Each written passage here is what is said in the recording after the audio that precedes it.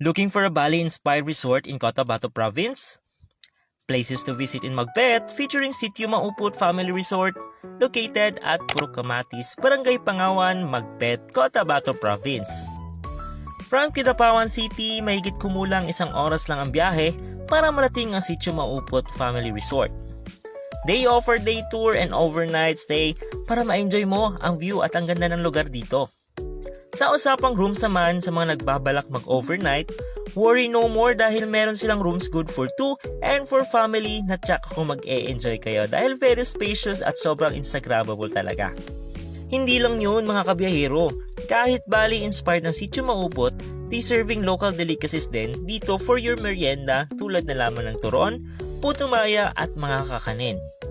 If you're a coffee lover naman, they also have a cafe inside and they call it Sky Cafe, serving coffee and desserts with a beautiful interior and alfresco dining area like this outdoor hammock na good for your next Instagram post and barkada bardagulan.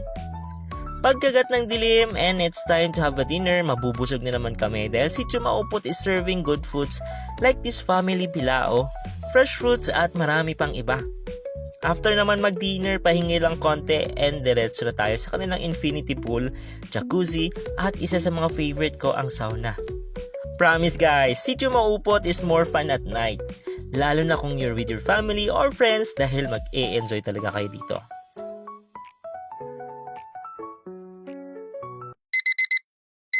Another day, another experience. Sinong di mai-in-love kung ganito kaganda ang bubungad sa'yo pagkagising mo sa umaga.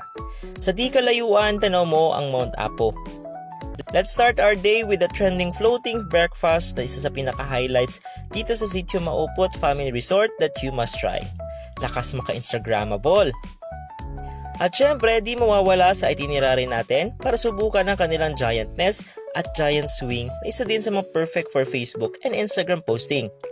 Grabe guys, nakakalula. Di ko na kasi sinubukan yung iba eh. After those activities, sinong di gugutumin, di ba?